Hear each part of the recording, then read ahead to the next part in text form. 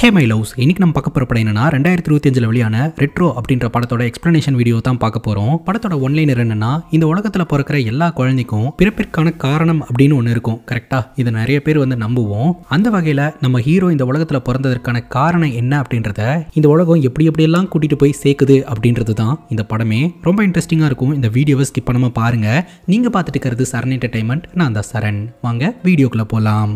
இந்த கதை 1960 தூத்துக்குடியில் ஆரம்பிக்குதுங்க. திலகம் அப்படின்றவருக்கு சொந்தமான விசி ஷிப்பிங் கார்பரேஷன் அப்படின்ற ஒரு ஷிப்பிங் கம்பெனியை காட்டுறாங்க. அந்த கம்பெனியோட கேட்டு முன்னாடி திலகம் அப்படின்றவருடைய மச்சான் அடியாட்களோட வந்திருக்கிறாருங்க.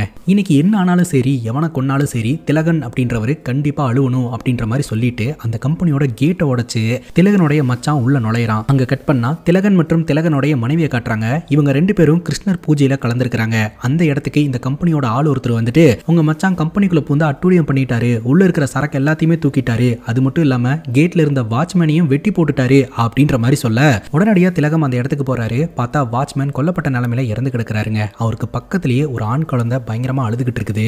அடியாட்கள்லாம் கேட்கறாங்க போலீஸ் கிட்ட போலாமா அப்படின்னு சொல்லிட்டு. உடனே திலகம் சொல்றாரு, போலீஸ் எல்லாம் ஒண்ணும் வேண்டாம், இந்த டெட் பாடியை அடக்கம் பண்றதுக்கான ஏற்பாடு பண்ணிருங்க, அந்த குழந்தைய அந்த வாட்ச்மேனோட மனைவி கிட்ட ஒப்படைச்சிருங்க அப்படின்னு சொல்ல, வாட்ச்மேனோட மனைவி இறந்து போயிட்டாரு, இந்த குழந்தை இப்ப அனாதை குழந்தை ஆயிடுச்சு அப்படின்னு சொல்ல, பேசாம குழந்தைய கொண்டு போய் சர்ச்சில் விட்டுருங்க அப்படின்னு சொல்ல, உடனே இந்த திலகத்தோடைய மனைவி சொல்றாங்க, இந்த குழந்தைய நம்மளே வளர்க்கலாமா அப்படின்னு கேட்க, தராதரம் தெரியாம பேசாத அப்படின்னு சொல்ல, குழந்தையில என்ன தராதரம், எனக்கும் குழந்தை பிறக்கல, அட்லீஸ்ட் கடவுளா பார்த்து இந்த மாதிரி கொடுத்துருக்காருன்னு நினைச்சு நம்ம வளர்ப்போமே அப்படின்னு சொல்ல, நீ என்னமோ பண்ணிக்க அப்படின்ற மாதிரி திலகம் சொல்லிடுறாருங்க. அந்த குழந்தையோட வயித்துல முருகனுடைய வேல் சிம்பிள்ல ஒரு பர்த் மார்க் இருக்குங்க. சோ முருகனுடைய பேரையும் கிருஷ்ணர் கிட்ட பூஜை பண்ணிட்டு இருக்கும் போது இந்த குழந்தை கிடைச்சதுனால பாரிவேல் கண்ணன் அப்படின்னு ரெண்டு கடவுளுடைய பேரையும் மிக்ஸ் பண்ணி அந்த குழந்தைய வளர்ப்பாங்க. அந்த பாரிவேல் கண்ணன் அப்படின்ற பையன் தாங்க நம்ம ஹீரோ கொஞ்சம் கொஞ்சமா வளர ஆரம்பிக்கிறாரு. அம்மா என்னதான் சிரிப்பு காட்டினாலும் சிரிக்கவே மாட்டேன்றாருங்க. காமெடித்தனமான காட்சிகள் ஏதாவது காட்டினாலாவது ஹீரோ சிரிப்பாரு அப்படின்னு பார்த்தா அப்பவும் சிரிக்கவே மாட்டேன்றாருங்க. டாக்டர் கிட்ட கூட்டிட்டு போய் காட்டும் போது டாக்டர் என்ன சொல்றாரு அப்படின்னா, ஹீரோ குழந்தையா இருக்கும் போது ஹீரோட கண்ணு முன்னாடி தானே அவங்க அப்பாவை வெட்டி கொலை பண்ணாங்க, அப்போ மென்டலி அவர் ரொம்பவே பயந்து போயிட்டார் இல்லையா, சோ அப்ப இருந்து இந்த மாதிரி ஆயிருக்கலாம், கொஞ்சம் வளர வளர எல்லாமே சரியாயிரும் அப்படின்ற மாதிரி டாக்டர் சொல்றாங்க. ஹீரோக்கு தெரியாதுங்க அவங்க கம்பெனில வேலை பார்த்துட்டு இருந்த செக்யூரிட்டியோட பையன் அப்படின்ட்டு. இவங்க தான் பயாலஜிக்கல் அம்மா அப்பா அப்படின்னு நினைச்சு நம்ம ஹீரோவும் வளர ஆரம்பிக்கிறாரு. ஒரு நாள் அம்மா அப்பா கூட சேர்ந்து படம் பார்க்கறதுக்காக போகும்போது படத்துல வர சண்டை காட்சியை பார்த்துட்டு, அப்பா உங்களை மாதிரியே ஃபைட் பண்றாங்க அப்படின்னு நம்ம ஹீரோ சொல்ல, அவங்க அப்பாவுக்கு கோவம் வந்துருச்சுங்க. யாருக்கப்பா அனாதை பயலே அப்படின்ற மாதிரி பயங்கரமா திட்டி இருந்திருக்கிறாருங்க. அப்ப கூட நம்ம ஹீரோக்கு தெரியாதுங்க இவங்க நம்ம ஹீரோடைய பயாலஜிக்கல் அம்மா அப்பா இல்ல அப்படின்ட்டு. ஒருவேளை அப்பா நம்ம மேல இருக்கக்கூடிய ஏதாவது ஒரு கோவத்துல திட்டுறாரு அப்படின்ற மாதிரி தான் ஹீரோ எடுத்துப்பாரு. அம்மா கிட்ட இருந்து பயங்கரமான பாசம் நம்ம ஹீரோக்கு கிடைக்குங்க. ஆனா அப்பா கிட்ட இருந்து எந்த ஒரு வித பாசமும் ஹீரோக்கு கிடைக்காது. திடீர்னு ஒரு நாள் நம்ம ஹீரோடைய அம்மாக்கு உடம்பு சரியில்லாம ஆகுதுங்க. படுக்கை ஆகுறாங்க. அந்த ஒரு சூழ்நிலையில ஹீரோடைய அம்மா ஹீரோ கிட்ட உண்மையை சொல்லிடுறாங்க. அங்க ரெண்டு பேரும் உன்னோட பயாலஜிக்கல் அம்மா அப்பா கிடையாது, நம்ம கம்பெனில ஒரு செக்யூரிட்டி வேலை பார்த்துட்டு இருந்தாரு, அவருடைய பையன் தான் நீ எங்களோட பயாலஜிக்கல் பையன் இல்ல அப்படின்றதுனால தான் உன்னுடைய அப்பா எப்போதுமே உன்கிட்ட கோவத்தை காமிச்சுக்கிட்டு இருந்தாரு, நான் இருந்தாலும் இல்லைனாலும் அவரு தான் உன்னுடைய அப்பா, நான் செத்தே போயிட்டாலும் நீ அவரை பார்த்துக்கணும், ஏன்னா அவரு தான் உன்னுடைய அப்பா அப்படின்ற மாதிரி ஹீரோடைய அம்மா சொல்லிடுறாங்க. அப்ப என்னை விட்டு போயிருவியாமா அப்படின்ற மாதிரி ஹீரோ கேட்பாரு. அப்பவே நம்ம ஹீரோடைய அம்மா இறந்து போயிருவாங்க. ஆனா ஹீரோடைய அம்மா சொன்ன அந்த ஒரு வார்த்தை நம்ம ஹீரோடைய நெஞ்சில ஆழமா பதிஞ்சிருதுங்க. ஹீரோடைய அம்மாக்கான இறுதி சடங்கு நடக்கும்போது ஹீரோடைய அப்பா சொல்லுவாரு, என்னோட மனைவி இறந்து போயிட்டா, அவ சம்பந்தப்பட்ட எல்லாத்தையும் தூக்கி போட்டாச்சு, இப்ப இருக்கிறது இவன் மட்டும்தான், இவனையும் அப்படியே தூக்கி போட்டு போயிடலான்னு இருக்கிறேன் அப்படின்ற மாதிரி சொல்ல, ஒருத்தர் சொல்லுவாருங்க, இந்த உலகத்துல ஒவ்வொரு மனிதனோட பிறப்புக்கும் காரணம் இருக்கும், அந்த மாதிரி தான் இவன் உங்ககிட்ட வந்து சேர்ந்ததற்கும் ஒரு காரணம் இருக்கும், இவனோட பொறுப்புக்கும் ஒரு காரணம் இருக்கும், அதனால இவனை தூக்கி போட்டுறாத, இவன் கூடயே இருக்கட்டும் அப்படின்ற மாதிரி அவர் சொல்லிடுவாரு. நம்ம ஹீரோடைய அப்பாவும் சரின்னு கேட்டுக்கிறாருங்க. ஹீரோடைய அம்மா இறந்துட்டாங்க அப்படின்னு ஹீரோ சோகமா உட்காந்துக்கிட்டு இருப்பாரு. அப்போ ஒரு பொண்ணு வந்து நம்ம ஹீரோ கிட்ட பேச்சு கொடுக்க ஆரம்பிப்பா. அந்த பொண்ணுடைய பேரு ருக்மணிங்க. ஹீரோட வயித்துல இருக்கிற பர்த் மார்க்கை பார்த்துட்டு, உன் பேரு பாரிவேல் கரெக்டா அப்படின்னு கேட்க, உனக்கு எப்படி தெரியும் அப்படின்னு கேட்கும்போது, உன்னோட பர்த் மார்க்கை பார்த்து நான் கெஸ் பண்ணனேன், நீ ஏன் சிரிக்கவே மாட்டேன்ற ஒரு மாதிரி உருனே இருக்கிற, சிரிச்சு இறந்தவங்கள வழி அனுப்பி அவங்க சந்தோஷமா சொர்க்கத்துக்கு போவாங்க அப்படின்ற மாதிரி சொல்லிட்டு அந்த பொண்ணு அந்த இடத்துல இருந்து கிளம்பிடுறாங்க. அங்க கட் பண்ணா ஹீரோடைய அப்பா பிசினஸ் ட்ரிப்பா பாத்தீங்கன்னா ட்ரெயின்ல டிராவல் பண்ணி போயிட்டு இருக்காருங்க. ஹீரோடைய அப்பா இல்லீகல் பிசினஸ் எல்லாம் பண்றதுனால ஹீரோக்கு பிசினஸ்ல எதிரிங்க ரொம்ப ஜாஸ்தி, ஏன் அவருடைய மச்சாங்கோட அவருக்கு எதிரி தானே. அந்த வகையில் ட்ரெயினில் வச்சு ஹீரோடைய அப்பா கதையை முடிக்கலாம் அப்படின்னு அடியாட்கள் ட்ரெயினுக்குள்ளே வருவாங்க. கொல்லலான்னு கிட்ட போகும்போது ஒரு சின்ன பையன் வந்து எல்லாத்தையும் எதிர்த்து பயங்கரமா சண்டை போட ஆரம்பிப்பான். அது வேற யாரும் கிடையாது, நம்ம ஹீரோ தான். ஹீரோடைய அம்மா சொல்லியிருப்பாங்க இல்லையா, நான் இருந்தாலும் இல்லைனாலும் அவர் தான் உன்னோட அப்பா அப்படின்னு சொல்லிட்டு, அப்பாவோட உயிருக்கு எந்த ஆபத்தும் வந்துடக்கூடாது அப்படின்னு சொல்லிட்டு பயங்கரமா சண்டை செய்வாருங்க. அப்ப ஹீரோடைய அப்பா கண் முழிச்சு எல்லாத்தையுமே பார்த்துக்கிட்டு இருப்பாரு. நினைச்சிருந்தா ஃபர்தரா அந்த அடியாட்கள் கூட அவரு சண்டை போட்டுட்டு பையனை அமைதியா நிக்க சொல்லி இருந்திருப்பாரு. ஆனா ஹீரோடைய அப்பா அதை பண்ண மாட்டாரு. பையன் சண்டை போடுறத பார்த்துக்கிட்டு இருப்பாரு. ஹீரோவோட அப்பா மனசுல இருக்கக்கூடிய என்ன அப்படின்னா, அட்லீஸ்ட் இவன் இந்த அடியாட்கள் கூட சண்டை போட்டு என்னோட உயிரை காப்பாத்தி அவனோட உசுரை விட்டான் அப்படின்றதே அவனோட பிறப்பிற்கான காரணமா இருக்கட்டும், அவன் செத்து போட்டும் அப்படின்ற மாதிரி எதிர்பார்க்கிறாருங்க. ஏன்னா ஹீரோ தான் பயாலஜிக்கல் பையனே கிடையாது. பட் அங்க நடந்ததே வேற. அந்த அடியாட்களை எல்லாம் பயங்கரமா அடிச்சு பறக்க விட்டு ஹீரோ அவரோட அப்பா உயிரை காப்பாத்துறாரு. வாடா மவனே, என்னோட இரும்பு கை பாரி, நீ இருக்கிற வரைக்கும் என்னை யாரும் நெருங்க முடியாதுரா அப்படின்ற மாதிரி சும்மா பெருமையும் ஹீரோ முன்னாடி பேசி பாருங்க. அங்க கட் பண்ணா இந்த கதை 1993 வருது. அங்க இருக்கக்கூடிய மக்கள் கிட்ட, நீங்க உங்க கண்ட்ரிக்கு போகணும் அப்படின்னா உங்ககிட்ட இருக்கக்கூடிய தங்கத்தை எல்லாம் எங்க கிட்ட ஒப்படைச்சா மட்டும்தான் போக முடியும் அப்படின்ற மாதிரி மிரட்டி அங்க இருக்கவங்க கிட்ட எல்லாம் வந்து தங்கத்தை பறிச்சுக்கிட்டு இருக்காங்க. அப்போ ஒரு ட்ரெயின் ஒன்று அந்த இடத்துக்கு வருதுங்க. இந்த ஆப்பிரிக்கன் கும்பல் அந்த ட்ரெயினை தான் எதிர்பார்த்து காத்துக்கிட்டு இருக்குது. ஏன்னா அந்த ட்ரெயின்ல இந்தியால இருந்து விலை மதிக்க முடியாத பொருள் வரதா தகவலுங்க. ஸோ அந்த கண்டெய்னருக்குள்ள மேபி தங்கம் இருக்கலாம். ஏன்னா இவங்க கோல்டு ஃபிஷ் அப்படின்ற மாதிரி தான் அதுக்கு பேர் வச்சிருந்திருக்காங்க. உடனடியா அந்த கண்டெய்னரை போய் ஓபன் பண்றாங்க. ஓபன் பண்ணி பார்த்தா இந்த கும்பலுக்கு மிகப்பெரிய அதிர்ச்சிங்க. ஏன்னா அந்த கண்டெய்னருக்குள்ள கோல்டு ஃபிஷ் கிடையாது, நார்மல் ஃபிஷ் தான் இருக்குது. கறி போட்டு சாப்பிடு அப்படின்ற மாதிரி அதுல யாரோ ஒருத்தங்க எழுதி கிண்டலும் பண்ணியிருக்காங்க. உடனடியா இந்தியாவுக்கு போனை போடு, நம்ம சரக்கு எப்படி மிஸ் ஆச்சு அப்படின்ற மாதிரி அந்த கும்பல் குழம்பி போயிட்டு இருக்காங்க. அங்க கட் பண்ணா இன்னைக்கு நம்ம ஹீரோக்கு திருமண ஏற்பாடு பண்ணப்பட்டிருக்குதுங்க. ரூமுக்குள்ள நம்ம ஹீரோட அப்பா ரெடி ஆயிட்டு இருக்காரு. அப்ப டிவில நியூஸ் ஒன்று போயிட்டு இருக்கு. கேரளாவில் இருக்கக்கூடிய ஒரு பர்டிகுலர் கோயில்ல பாண்டிய மன்னர்களால் பரிசளிக்கப்பட்ட தங்க ஆபரண நகைகள்லாம் மர்மமான முறையில் கொள்ளையடிக்கப்பட்டிருக்கு அப்படின்னு சொல்லிட்டு அதோட மதிப்பு பல கோடி ரூபாய் இருக்கும் அப்படின்னு பேசிக்கிட்டு இருக்காங்க. ஹீரோட அப்பா கேஷுவலா அந்த நியூஸை கேட்டுட்டு ரெடி ஆயிட்டு இருக்காரு. அப்ப கண்ணாடி முன்னாடி ஒரு லேடியும் ரெடி ஆயிட்டு இருக்காங்க. அப்பதான் தெரிய வருது ஹீரோட அப்பா ரெண்டாவது திருமணம் பண்ணிட்டு அவங்களுக்கு ஒரு மகன் இருக்கிறான் அப்படின்னு சொல்லிட்டு. அவங்க சொல்றாங்க, ஹீரோ வந்து உங்ககிட்ட இருக்கக்கூடிய 10 அடியால ஒருத்தன் தான், அவன் ஒரு அனாதை பையன் தான், ஏதோ உங்களோட பையனுக்கே கல்யாணம் ஆகிற மாதிரி துள்ளி குதிச்சுக்கிட்டு இருக்கீங்க, முதல்ல இந்த கொண்டாட்டத்தை நிப்பாட்டுங்க அப்படின்ற மாதிரி சொல்றாங்க. இன்னொரு வாட்டி இந்த மாதிரிலாம் சொல்லிக்கிட்டு இருக்காத அப்படின்ற மாதிரி ஹீரோட அப்பா சொல்றாருங்க. அங்க கட் பண்ணா இப்போ நம்ம ஹீரோவை காட்டுறாங்க. நம்ம ஹீரோவும் பாத்தீங்கன்னா ஹீரோட அப்பா மாதிரியே ரவுடிசத்தெல்லாம் ஃபாலோ பண்ணிட்டு அப்பாக்காக ஏகப்பட்ட கிரிமினல் ஆக்டிவிட்டீஸ்ல எல்லாம் ஈடுபட்டு இருந்தவர் தான். இப்போ பாத்தீங்கன்னா ஊருக்குள்ள இருக்கக்கூடிய மொத்த ரவுடி பயல்களையும் ஒரு குடோனுக்கு வர சொல்றாரு. ரிசப்ஷன் ட்ரெஸ்லயே அங்க இருக்கிற எல்லாரையுமே மீட் பண்றாரு. எனக்கு கல்யாண ஏற்பாடு பண்ணப்பட்டிருக்கு. இப்போ நான் உங்களை எல்லாம் வர சொன்னதுக்கு காரணம் கல்யாணத்துக்கு இன்வைட் பண்றதுக்காக கிடையாது, கல்யாணத்துக்கு வராதீங்க அப்படின்னு சொல்றதுக்காக. இப்போ வரைக்கும் நீங்களும் கிரிமினல் ஆக்டிவிட்டீஸ்ல எல்லாம் ஈடுபட்டு இருந்தீங்க, நானும் கிரிமினல் ஆக்டிவிட்டீஸ்ல எல்லாம் ஈடுபட்டு இருந்தேன். உங்களுக்கும் எனக்கும் கூட பிரச்சனைகள் இருக்கும். ஆனா இத்தோட எல்லாத்தையுமே நிப்பாட்டிக்கலான்னு பாக்குறேன். திருமண வாழ்க்கைக்குள்ள போயிட்டு நிம்மதியா நான் உண்டு என் வேலை உண்டுன்னு வாழலான்னு இருக்கிறேன். ஸோ இனிமேல் என்னை யாரும் தொந்தரவு பண்ணாதீங்க. அது மட்டும் இல்லாம ஹீரோ தான் இதெல்லாம் எதுவும் வேண்டான்னு சொல்லிட்டு போயிட்டாரு, அவங்க அப்பாவை ஈஸியா போட்டு தள்ளிடலாம் அப்படின்னு சொல்லிட்டு எங்க அப்பாவை கொல்றதுக்கு ஸ்கெட்ச் போட்டீங்கன்னு வைங்களேன், அப்பவும் நான் சும்மா இருக்க மாட்டேன். அதனால நீங்க உங்க வேலையை பாருங்க, நாங்க எங்க வேலையை பார்க்குறோம் அப்படின்ற மாதிரி ஹீரோ சொல்லுவாருங்க. அந்த இடத்த விட்டு கிளம்புவாரு. அப்போ ரவுடி கூப்பிட்டு ஹீரோ கிட்ட பேசுறாரு. அடிதடி கட்ட பஞ்சாயத்துன்னு கித்தா சுத்திட்டு இருந்த உன்னை சைலண்டான ஒரு ஆளா மாத்தி லௌபீக வாழ்க்கைக்குள்ள விழ வச்ச அந்த பொண்ணோட பேரை தெரிஞ்சுக்கலாமா அப்படின்னு கேட்க, பொண்ணோட பேரு ருக்மணி அப்படின்னு சொல்லிட்டு ஹீரோ ஹீரோயினுக்குள்ள எப்படி லவ் ஆச்சு, எப்படி கல்யாணம் வரைக்கும் வந்தது அப்படின்ற கதையை நம்ம கிட்ட ஷேர் பண்றாருங்க. ஹீரோ தன்னோட ஃபேமிலியோட டூர் போயிருந்திருப்பாருங்க. ஹீரோட தம்பி இருக்கான் இல்லையா, ஸோ அந்த பையன் ஒரு நாய்க்குட்டி ஒன்று வளர்த்துக்கிட்டு இருப்பான். அந்த நாய்க்குட்டிக்கு உடம்பு சரியில்லாம ஆயிரும். பக்கத்தில் இருக்கக்கூடிய வெட்னரி டாக்டர் கிட்ட காட்டலாம் அப்படின்னு சொல்லிட்டு அங்க போனா அங்க நம்ம ஹீரோயின் தான் பாத்தீங்கன்னா வெட்னரி டாக்டரா இருப்பாங்க. நாய்க்கு என்னாச்சு அப்படின்னு கேட்கும்போது என்னோட அண்ணன் திட்டிக்கிட்டே இருப்பான், அதனால தான் நாய்க்கு உடம்பு சரியில்லாம ஆயிடுச்சு அப்படின்னு சொல்ல, உங்க அண்ணனை வர சொல்லுப்பா அப்படின்னு சொல்ல நம்ம ஹீரோ உள்ள வராருங்க. உங்களை மாதிரி ஒரு ஆள் மிரட்டினா நானே பயந்துருவேன், நாய் எப்படி பயப்படாம இருக்கும், சரி இந்தாங்க இந்த நாய் வாங்கி கொஞ்சம் விளையாடுங்க அப்படின்னு சொல்ல நம்ம ஹீரோ வாங்க மாட்டேன்ருவாரு. அப்போ அந்த நாய் பயத்திலேயே ஹீரோடைய ட்ரெஸ் மேலேயே யூரின் போயிடும். என்னடா அது இப்படி ஆயிடுச்சு அப்படின்ற மாதிரி ஹீரோ டென்ஷன் ஆயிருவாரு. உடனடியா அங்கேயே போய் ட்ரெஸ்ஸை கலட்டி போட்டு வருவாருங்க. அப்போ இவங்க ரெண்டு பேரும் ஒருத்தர் பாத்துக்கிறாங்க. அப்பதாங்க விஷயமே தெரிய வருது. சின்ன வயசுல ஹீரோ பார்த்து பேசினார் இல்லையா ருக்குன்ற பொண்ணு, அந்த பொண்ணு வேற யாரும் கிடையாது, நம்ம ஹீரோயின் தான். அதே சமயம் ஹீரோட வயித்துல இருக்கக்கூடிய பர்த் மார்க் இருக்கு பாத்தீங்களா, அதை பார்த்துட்டு சின்ன வயசுல நமக்கு உதவி செஞ்ச பையன் இவன் தான் அப்படின்னு சொல்லிட்டு ஹீரோயினும் ஐடென்டிஃபை பண்ணிக்கிறாங்க. சின்ன வயசுல நம்ம ஹீரோனுக்கு ஒரு உதவி செஞ்சிருப்பாங்க. அது என்ன உதவினா, ஹீரோடைய அம்மாக்கான இறுதி சடங்கெல்லாம் முடிச்சுட்டு ஹீரோ அங்க உட்கார்ந்துட்டு இருப்பாருங்க. அப்போ நம்ம ஹீரோயினுடைய அம்மா இறந்துட்டாங்க அப்படின்னு சொல்லிட்டு அங்க தகனம் பண்றதுக்காக கொண்டு வந்திருப்பாங்க. ஒண்ணு இறந்தவங்களுடைய கணவன் கொல்லி வைக்கணும், அப்படி இல்லைன்னா அவங்களோட ஆண் குழந்தை தான் கொல்லி வைக்கணும் அப்படின்ற மாதிரி சொல்லிடுவாங்க. ஹீரோனுடைய அப்பா குடிச்சுக்கிட்டு மட்டையா இருப்பாருங்க. கொல்லி வைக்கிறதுக்கு ஆள் இல்லாம ரொம்ப ஃபீல் பண்ணிட்டு இருப்பாங்க. இந்த ஒரு சூழ்நிலையில நம்ம ஹீரோ அங்க உட்காந்துக்கிட்டு இருப்பாரா, ஹீரோ கிட்ட இந்த மாதிரி ஆண் குழந்தை வந்து கொல்லி வைக்கணும்னு சொல்றாங்க, நீ வந்து கொல்லி வைப்பா அப்படின்ற மாதிரி சொல்ல, நம்ம ஹீரோ பாத்தீங்கன்னா ஹீரோனோட கையை பிடிச்சிட்டு கூட்டிட்டு போய் கொல்லி வைக்க வைப்பாரு. அங்க அத்தனை பேர் பிரச்சனை பண்ணுவாங்க, இப்படிலாம் பண்ணக்கூடாதுன்னு. இருந்தாலும் ஹீரோ அதை பண்ணுவாருங்க. ஸோ அப்போ தான் பார்த்தீங்கன்னா ருக்மணி நம்ம ஹீரோ கிட்ட வந்து பேசியிருந்திருப்பாங்க. இந்த மாதிரி நீ வந்து ஃபீல் பண்ணாத, எல்லாம் சரியாயிரும், நீ சிரிச்சா ரொம்ப அழகாக இருப்ப, சிரி அப்படின்ற மாதிரி சொல்லிட்டு போயிருந்திருப்பாங்க. அதுக்கப்புறம் இத்தனை வருஷம் கழிச்சு இவங்க 2 பேரும் மீட் பண்ணுறாங்க. குறிப்பாக அந்த பர்த் மார்க்கை பார்த்து தான் நம்ம ஹீரோயின் ஐடென்டிஃபை பண்ணுறாங்க. உடனடியே இவங்க 2 பேரும் கட்டி பிடிச்சிக்கிறாங்க. இவங்க 2 பேருக்கும் அந்த மூமெண்ட்ல என்ன தோணுச்சு அப்படின்னா, இவங்க 2 பேரும் இப்படி சந்திச்சு ஒன்னா வாழணும் அப்படின்றது விதி போல, அதுக்காக தான் நம்ம 2 பேரும் காத்துக்கிட்டு இருந்தோம் போல அப்படின்னு சொல்லிட்டு ஃபர்ஸ்ட் டைம் இவங்க 2 பேரும் எங்க மீட் பண்ணிக்கிட்டாங்களோ அந்த இடத்துக்கே போயிட்டு இவரை பத்தின எல்லா உண்மைகளையுமே ஹீரோயின் கிட்ட சொல்லிடுறாரு. அடிதடி, கட்ட பஞ்சாயத்து, ரவுடிசம் இதெல்லாம் தான் இவர் பண்ணிக்கிட்டு இருக்கிறாராம். பட் இது எல்லாத்தையுமே இப்பவே விட்டுறேன், உனக்காக விட்டுறேன், நம்ம 2 பேரும் கல்யாணம் பண்ணி நிம்மதியான ஒரு வாழ்க்கையை வாழலாம் அப்படின்னு சொல்ல அதை ஏத்துக்கிட்டு நம்ம ஹீரோனும் பாத்தீங்கன்னா ஹீரோட ப்ரொபோசலை அக்செப்ட் பண்ணிக்கிட்டாங்க. இப்போ கல்யாணத்துக்கான ஏற்பாடு பண்ணியிருக்காங்க.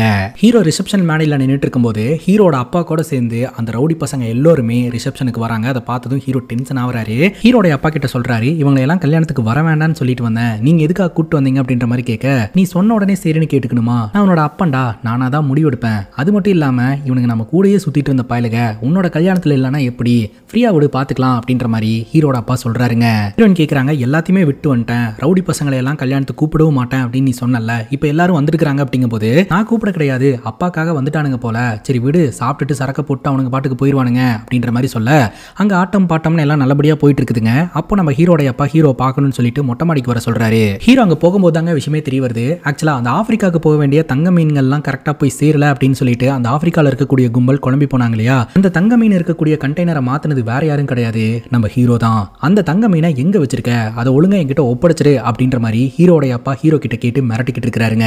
ஹீரோ என்ன சொல்றாரு அப்படின்னா, இது வரைக்கும் நான் உங்க கூட இருந்து எவ்வளவோ கிரிமினல் ஆக்டிவிட்டிஸ் எல்லாம் பண்ணிருக்கேன், பட் இது ரொம்ப பெருசு, இது ரொம்ப தப்பு, பாவமும் கூட, இதை ஏன் நல்லதுக்காக மட்டும் இல்ல ஓ நல்லதுக்காகவும் தான் நான் தடுத்தேன் அப்படின்னு சொல்ல, அதுக்கு ஹீரோட அப்பா சொல்றாரு, நல்லது கெட்டது தப்பு சரின்னுலாம் பேச ஆரம்பிச்சிட்டியா, இது எல்லாத்துக்கும் காரணம் லவ்வா, லவ்னால தான் இப்படி பேசிட்டு இருக்கிறியா, சரி அதை விடு, தங்க மீனை எங்க வச்சிருக்க அப்படின்ற அந்த இடத்த மட்டும் சொல்லு, நான் உன்னை மன்னிச்சு விட்டாரேன் அப்படின்னு சொல்ல, மன்னிப்பா, நான் எங்க இருக்குன்னு சொல்ல மாட்டேன், அந்த தங்க மீன்லாம் நீந்தி போயிடுச்சு அப்படின்னு நினைச்சுக்கோ, நான் நம்ம எல்லோரோட நல்லதுக்காக தான் பண்ணினேன், நான் நினைச்சிருந்தா உன்னையும் உன்னோட முதலாளியும் கூட கம்பி எண்ணெய் வைக்க முடியும், அதுவும் ஆயுசு முழுக்க, பட் நான் அதை பண்ணல அப்படின்ற மாதிரி சொல்ல, ஹீரோடைய அப்பாவுக்கும் வந்து ஹீரோ பல்லார்னு ஒரு அற விட்டுறாருங்க. ஹீரோ அப்படியே கீழே விழுந்துடுறாரு. நீ என்ன என்னோட நல்லதை பத்தி பேசுறது, யார் உன்னுடைய அப்பா, நீ ஒரு அனாதை பையன், உங்க அம்மா செத்தப்பவே உன்னையும் தூக்கி வீசி இருக்கணும் அப்படின்ற மாதிரி பேசிட்டு இருக்கும் போதே நம்ம ஹீரோயின் பாரி பாரின்னு சொல்லிட்டு மேல வர மாதிரி சத்தம் கேட்குது. பட்டுன்னு எல்லாத்தையுமே சேஞ்ச் பண்ணிடுறாங்க. நம்ம ஹீரோவும் ஹீரோட அப்பாவும் பாத்தீங்கன்னா நல்லபடியா பேசிட்டு இருக்கிற மாதிரி ஹீரோயின் முன்னாடி நடிக்கிறாங்க. மருமகளே, நாளையில இருந்து அவன் கூட இருக்க போறான், எல்லாத்தையும் விட்டுட்டு போறதா சொல்லிக்கிட்டு இருக்கான், அதான் கொஞ்ச நேரம் நல்லபடியா பேசிட்டு இருக்கலாம்னு பேசிட்டு இருந்தோம் அப்படின்ற மாதிரி சமாளிச்சிடுறாங்க. இப்போ நம்ம ஹீரோயின் ஹீரோவை கூப்பிட்டு அப்படியே மாடிப்படியில இருந்து இறங்கி வரும்போது, என்னாச்சு ஏதாவது பிரச்சனை அப்படின்னு கேட்கும்போது, அப்படியெல்லாம் ஒன்றும் கிடையாது, என்னை விட்டு போறையாடா மௌனே அப்படின்னு சொல்லிட்டு லைட்டா கண்ணு கலங்கிட்டாரு, எனக்கு ஒரு மாதிரி ஆயிடுச்சு அவ்வளவுதான் அப்படின்னு சொல்ல, என்னைக்குமே அவன் மேல பாசமா இருக்க மாட்டார்ல, இன்னைக்கு என்ன புது பாசம் அப்படிங்கும்போது, மென் வில் பி எ மென் அப்படின்ற மாதிரி சொல்லுவாங்க இல்லையா, பசங்களுக்கு அளவுக்கு அதிகமான கோபமும் வரும், அளவுக்கு அதிகமான பாசமும் வரும் அப்படின்ற மாதிரி சொல்லிட்டு அவங்க கிளம்பி போறாங்க. ஸோ இங்க ஏதோ ஒரு பஞ்சாயத்து நடக்க போகுதுங்க, அது மட்டும் தெளிவா தெரியுது. ஏன்னா ஹீரோ தான் அந்த கன்சைன்மெண்ட்டை திருடி இருக்கிறாரு அப்படின்னு தெரிஞ்சு போச்சு இல்லையா, அதனால நம்ம ஹீரோடைய அப்பா இருக்கிறார் இல்லையா, அவருடைய 2வது மனைவியும் பையனையும் வீட்டுக்கு போக சொல்லிட்டு கீழே போறாருங்க. இப்ப கீழே ஆட்டம் பாட்டம்னு எல்லாம் நல்லபடியா போயிட்டு இருக்கு. நம்ம ஹீரோனுக்கு அவங்க அப்பா மேல பயங்கர கோவம் இருந்துட்டு இருக்குங்க. ஆனாலும் நம்ம ஹீரோ பாத்தீங்கன்னா என்னதான் இருந்தாலும் அப்பா இல்லையா, அப்பா கிட்ட பேசு அப்படின்ற மாதிரி சொல்லி சமாதானப்படுத்தி வச்சுட்டு டான்ஸ் ஆடிக்கிட்டு இருக்காங்க. அப்போ அங்க ஒரு மூலையில பாத்தீங்கன்னா ஹீரோடைய அப்பா நின்று உன்கிட்ட பேசணும் வா அப்படின்ற மாதிரி கூப்பிடுறாரு. சரின்னு கேட்டுட்டு நம்ம ஹீரோவும் பாத்தீங்கன்னா கிச்சனுக்கு போறாருங்க. அங்க போனா நம்ம ஹீரோடைய அப்பா பேசுறாரு, இதுதான் உன்னோட லிமிட், ஒழுங்கா அந்த கன்சைன்மெண்ட் எங்க இருக்கு அப்படின்றத சொல்லிரு அப்படின்ற மாதிரி மிரட்டுறாரு. ஆனா நம்ம ஹீரோ கடைசி வரைக்கும் அதை சொல்ல மாட்டேன் அப்படின்ற மாதிரி சொல்றாரு. சரி நீ சொல்ல மாட்டல்ல, எங்க அடிச்சா எங்க வலிக்கும்னு எனக்கு தெரியும், நீ கல்யாணம் பண்ணிக்க போற பொண்ணை தூக்குறேன் அப்படின்னு சொல்லி அடியால ஏவி விடுறாரு. நம்ம ஹீரோ தடுக்கிறாருங்க. இது வரைக்கும் உனக்காக தான் நான் பல சண்டை செஞ்சுட்டு இருந்தேன், இதுக்கு மேல எனக்காக சண்டை செய்வேன் அப்படின்னு சொல்லிட்டு அந்த அடியால பறக்க விட்டுறாருங்க. அதுக்கப்புறம் நம்ம ஹீரோடைய அப்பா அடியாட்களை எல்லாம் போட்டு அந்த இடத்துல பொலவலன்னு பொழக்கிறாரு. அங்க சண்டை நடந்துகிட்டு இருக்கும் போதே பாத்தீங்கன்னா நம்ம ஹீரோடைய அப்பா கத்தியை தூக்கிட்டு ஹீரோனை அட்டாக் பண்றதுக்காக அந்த டான்ஸ் ஆடிட்டு இருக்கக்கூடிய இடத்துக்கு வராருங்க. பட்டுன்னு நம்ம ஹீரோ வந்து கத்தியை பிடிக்கிறாரு, அப்பாவை தடுக்கிறாரு. அதே கத்தியால ஹீரோடைய அப்பா கையை வெட்டுறாருங்க. அடியாட்களை எல்லாம் கத்தியால சரமாரியா குத்துறாரு. அதை பார்த்து அந்த திருமணத்துக்கு வந்தவங்க எல்லோருமே பயங்கர ஷாக் ஆகுறாங்க. குறிப்பா நம்ம ஹீரோன் அதிர்ந்து போயிடுறாங்க. ஏன்னா நான் எல்லாத்தையுமே விட்டுட்டு வந்துட்டேன் அப்படின்னு சொன்னவன் கல்யாண மேடையிலேயே வச்சு இப்படி ஒரு சம்பவத்தை பண்றானே அப்படின்னு சொல்லிட்டு நம்ம ஹீரோயின் அதிர்ச்சிக்குள்ளாயிடுறாங்க. இப்போ நம்ம ஹீரோவை அரெஸ்ட் பண்றதுக்காக போலீஸ்காரங்க வந்திருக்காங்க. நம்ம ஹீரோ அங்க உட்காந்துக்கிட்டு இருக்காரு. அப்ப நம்ம ஹீரோனுடைய அப்பா வந்து சொல்றாருங்க, நான் எவ்வளவோ எடுத்து சொன்னேன், எந்த ஒரு ஆம்பளையுமே தன்னோட காதலிக்காக முழுசா மாறினதே கிடையாது அப்படின்னு சொல்லிட்டு, ஆனா அவ உன்னை முழுசா நம்புனா, இப்ப ஏமாந்துட்டா, உன்னை அளவுக்கு அதிகமா காதலிச்சா, எல்லாம் போச்சு அப்படின்ற மாதிரி சொல்லிட்டு அங்கிருந்து கிளம்புறாருங்க. இப்போ நம்ம ஹீரோனை பார்த்து உங்ககிட்ட கொஞ்சம் பேசணும் அப்படின்ற மாதிரி சொல்ல ஹீரோன் எதுவுமே பேசாம இடிஞ்சு போய் உட்காந்துக்கிட்டு இருக்காங்க. அதுக்கப்புறம் நம்ம ஹீரோவை அரெஸ்ட் பண்ணிட்டு ஜெயிலுக்கும் கூட்டிட்டு போயிடுறாங்க. இப்போ ஜெயிலில் வச்சு சக கைதிங்க நம்ம ஹீரோ போட்டு அடி நடிச்சிட்டு இருக்காங்க. ஆனா ஹீரோ யாரையுமே திருப்பி அடிக்க மாட்டேன்றாருங்க. எல்லார்கிட்டயுமே அடி வாங்கிக்கிறாரு. ஹீரோடைய மனசு முழுக்க ஹீரோனா நிறைஞ்சிருக்கிறாங்க. ஹீரோனை இப்படி கஷ்டப்படுத்திட்டு வந்துட்டமே அப்படின்ட்டு அங்க கட் பண்ணா நம்ம ஹீரோடைய அப்பாவை ஹாஸ்பிட்டல் அட்மிட் செஞ்சிருக்காங்க. ஹீரோடைய அப்பாவை பார்க்கறதுக்காக ஒரு அரசியல் தலைவர் வந்திருக்கிறாருங்க. அவரு நம்ம ஹீரோடைய அப்பா கிட்ட பேசுறாரு, உன்னோட முட்டாள்தனத்தினால தான் ஒரு கை போய் நீ ஹாஸ்பிட்டல் அட்மிட் ஆயிருக்கிற, உன் பையன் ஜெயிலில் இருக்கிறான். இது பணத்தினால சரி பண்ணக்கூடிய பிரச்சனையே கிடையாது. பணம்னாலும் ஏதாவது பண்ணி சமாளிச்சிடலாம். ஆனால் அந்த கோல்டு ஃபிஷ் அப்படின்றது ரொம்ப இம்பார்ட்டன்ட். ஸோ அதில் ஏதாவது ஒன்று மிஸ் ஆனால் கூட உன்னையும் என்னையும் கொன்றுவாங்க. அதனால அந்த கோல்டு ஃபிஷ்ஷை சீக்கிரமாக கண்டுபிடி, அதில் ஒன்று கூட குறையாம கண்டுபிடி அப்படின்ற மாதிரி ஆர்டர் போடுறாருங்க. இன்னொரு பக்கம் நம்ம ஹீரோவை ஜெயிலில் வச்சு பயங்கரமாக டார்ச்சர் பண்ணிக்கிட்டு இருக்கிறாங்க. உங்கள் அப்பனுக்காக தாண்டா கேட்குறோம், அந்த கோல்டு ஃபிஷ்ஷை எங்கடா ஒழிச்சு வச்சிருக்க சொல்லுடா அப்படின்ற மாதிரி டார்ச்சர் பண்ணுறாங்க. என்ன டார்ச்சர் பண்ணாலும் ஹீரோ சொல்ல மாட்டேன்றாருங்க. ஹீரோயினுடைய போட்டோவை கையில் வச்சிருக்கிறாரு. அந்த போட்டோவை எடுத்து பார்த்துட்டு உன்னை கஷ்டப்படுத்தினதுக்கு இந்த பனிஷ்மெண்ட் எனக்கு போதுமா அப்படின்ற மாதிரிலாம் பார்த்துட்டு இருக்கிறாரு. ஒரு கட்டத்துக்கு மேலே ஒரு போலீஸ் ஆஃபீஸரோட கன்னை வாங்கி தலையில் வச்சு சாகிறதுக்கு ரெடி ஆகிறாரு. ஆனால் அந்த அரசியல் தலைவர் ஹீரோட அப்பா கிட்ட சொல்லியிருப்பாரு, உன் பையன் சாவக்கூடாது, உன் பையன் உயிரோடு இருந்து அது எங்கே இருக்குன்னு சொல்லணும், கண்டிப்பாக அந்த கோல்டு ஃபிஷ் கன்சிக்மெண்ட் நமக்கு தேவை அப்படின்ற மாதிரி சொல்லியிருப்பாரு. அதனால போலீஸ்காரங்களாம் ஹீரோ கிட்ட கெஞ்ச ஆரம்பிச்சிடுறாங்க, எதுவும் பண்ணிக்காதன்ட்டு. ஸோ இதையே பார்த்தீங்கன்னா நம்ம ஹீரோ பகடகாயாக பயன்படுத்தி ஜெயிலையே ரூல் பண்ண ஆரம்பிக்கிறாருங்க. தன்னை அடிச்சவனுங்களெல்லாம் போட்டு பொலவலன்னு பொழக்கிறாரு. ஜெயிலுக்குள்ள மாசா வராருங்க. இப்போ ஹீரோடைய அப்பா அந்த அரசியல் தலைவர்கிட்ட சொல்றாரு, ஹீரோ கல்யாணம் பண்ணிக்கிறதா இருந்தா அந்த ருக்மணி அப்படின்றதா ட்ரம்ப் கார்டு, அவ எங்க போனா என்ன ஆனானே தெரியல, அவ இருக்கிற இடத்த மட்டும் நான் கண்டுபிடிச்சு அவளை தூக்கிட்டேன்னா அவளை வச்சே நான் அந்த கோல்டு ஃபிஷ் எங்க இருக்கு அப்படின்றத கேட்டு மிரட்டி கண்டுபிடிச்சிருவேன், அது வரைக்கும் டைம் கொடுங்க அப்படின்னு அந்த அரசியல் தலைவர்கிட்ட ஹீரோடைய அப்பா கேட்கிறாருங்க. இன்னொரு பக்கம் ஜெயில இருந்து அவரோட இன்ஃப்ளூயன்ஸை பயன்படுத்தி ஹீரோயின் எங்க இருக்காங்க அப்படின்ற டீட்டெயிலை தெரிஞ்சுக்கிறதுக்கு ட்ரை பண்றாருங்க. இப்போ ஜெயிலுக்கு வெளியில கான்ட்ராக்ட் ரவுடி கும்பல் இருக்குதுங்க. அந்த கும்பல் கிட்ட ஹீரோ ஜெயிலில் சண்டை போட்ட வீடியோவை ஒரு போலீஸ் ஆஃபீஸர் காட்டுறாரு. அந்த கும்பல் பார்த்தீங்கன்னா இவனுக்கு நான் 10 லட்ச ரூபா பணம் தரேன், இவனை வெளியில் கொண்டு வா, நான் வச்சுக்கிறேன் அப்படின்ற மாதிரி சொல்ல ஹீரோ கிட்ட போயிட்டு அந்த போலீஸ் ஆஃபீஸர் பேசுறாரு, வெளியில் ஒரு குரூப் இருக்கு, நீ நல்லா சண்டை செய்யறல, உன்ன மாதிரி ஆட்களை எல்லாம் ஃபாரினுக்கு அனுப்பி வைப்பாங்க, உனக்கு ஃப்ரீடம் வேணும்னா சொல்லு, நான் அதற்கான ஏற்பாடு பண்ணி வைக்கிறேன் அப்படின்ற மாதிரி சொல்ல அதெல்லாம் ஒன்றும் தேவையில்லை அப்படின்ற மாதிரி ஹீரோ சொல்லிடுறாருங்க.